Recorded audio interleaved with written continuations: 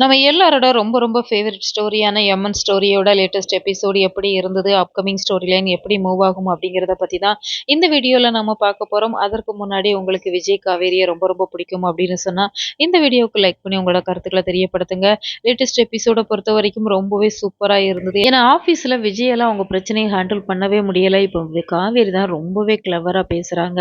அங்க இருக்கிற எல்லார்கிட்டயுமே மன்னிப்பும் கேட்டுக்கிறாங்க. ஏன்னா மிடில் கிளாஸ் லைஃப்ல இருக்கிறவங்களுக்கு வீடு அப்படிங்கிறது எவ்வளோ பெரிய கனவு அப்படிங்கிறது எனக்குமே நல்லா தெரியும். ஏன்னா நானுமே இந்த வீட்டை வச்சு எவ்வளவோ பல பிரச்சனைகளை அனுபவிச்சுட்டு தான் இருக்கிறேன். அது போல நீங்களுமே பல கனவுகளோட தான் இந்த வீடை வாங்கணும் அப்படிங்கிற மாதிரி ட்ரை பண்ணியிருப்பீங்க. அதனால கொஞ்சம் எம்டி சொல்றத கேளுங்க அப்படிங்கிற மாதிரி இப்ப காவேரி கேட்டுக்கிட்டாங்க அப்படிங்கிறதால அந்த மக்களுமே கொஞ்சம் அமைதியா இருக்கிறாங்க. இப்ப விஜயுமே ஒரு 6 மாசம் எங்களுக்கு டைம் கொடுங்க அப்படிங்கிற மாதிரி கேக்குறாங்க.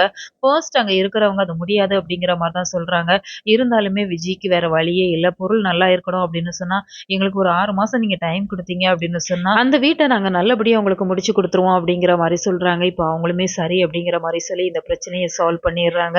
இப்போ கம்பெனில இருக்க எல்லாருமே ஹார்ட் ஒர்க் பண்ணா மட்டும்தான் இந்த பிரச்சனையை சீக்கிரம் முடிக்க முடியும் அப்படிங்கிறதால இப்போ விஜய், காவேரி 2 பேருமே நைட் எல்லாம் சேர்ந்து அங்க வேலை பார்த்துட்டு இருக்கிறாங்க.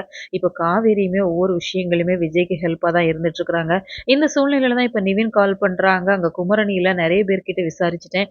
இன்னும் ஒரே ஒரு ஃப்ரெண்டு கிட்ட மட்டும் விசாரிக்கணும், எனக்கு பயமா இருக்கு அப்படிங்கிற மாதிரி நிவினுமே சொல்றாங்க. நீங்க ஒன்றும் கவலைப்படாதீங்க நிவின், அதெல்லாம் ஒரு பிரச்சனையும் வராது, பார்த்துக்கலாம் அப்படிங்கிற மாதிரி தான் இப்போ விஜய் நிவினுக்கு ஆறுதல் சொல்லிட்டு இருக்கிறாங்க. இப்போ வீட்லயுமே பாட்டி, சித்தி 2 பேருமே சாரதா கிட்ட கோவப்பட்டுட்டு இருக்கிறாங்க.